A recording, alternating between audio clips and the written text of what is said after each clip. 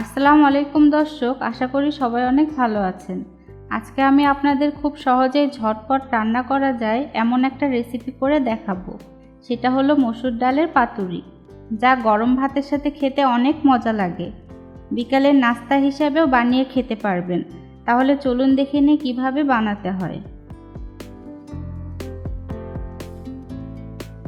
একটা বাটিতে 1 কাপ মসুর ডাল বাটা, হাফ কাপ পেঁয়াজ কুচি, হাফ কাপ ধনেপাতা কুচি, 2টা কাঁচামরিচ কুচি, হাফ চা চামচ আদা রসুন বাটা, হাফ চা চামচ মরিচের গুঁড়া, হাফ চা চামচ হলুদ গুঁড়া, হাফ চা চামচ জিরা গুঁড়া ও স্বাদ মতো লবণ দিয়ে সব উপকরণ মিশিয়ে নিব।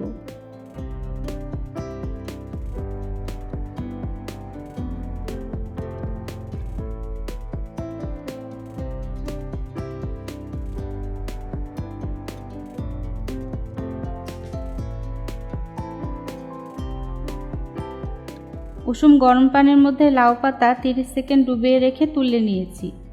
এবার একটা লাউ পাতা নিয়ে মাঝখানে ডালের মিশ্রণ পাতলা করে বিছিয়ে দিব। একটা ভাঁজ দিব, তার উপর অল্প করে ডালের মিশ্রণ দিয়ে দিব, যাতে করে প্রত্যেকটা ভাঁজে আটকে যায়। এভাবে সবগুলো পাতুরি বানিয়ে নিব। একটু লক্ষ্য করলেই বুঝবেন কিভাবে ভাঁজ দিয়ে নিয়েছি।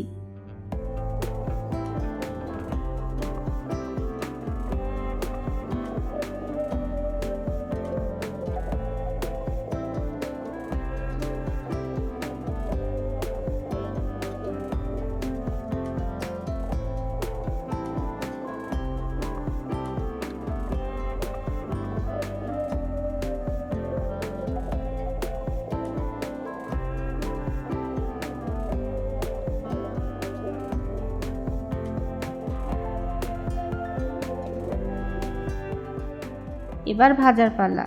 চুলায় প্যান বসিয়ে পরিমাণ মতো তেল দিয়ে গরম করে নিয়েছি।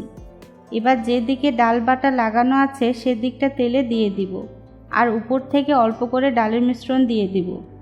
সবগুলো পাতুরিতে একইভাবেই দিয়ে দিব।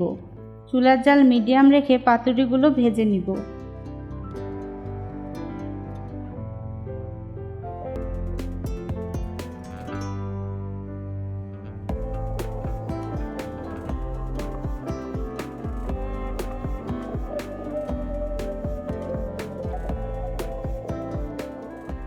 এক পাশ ভাজা হয়ে গেলে উল্টিয়ে দিয়ে অপর পাশ ভেজে নিব। দেখুন সুন্দর কালার এসেছে।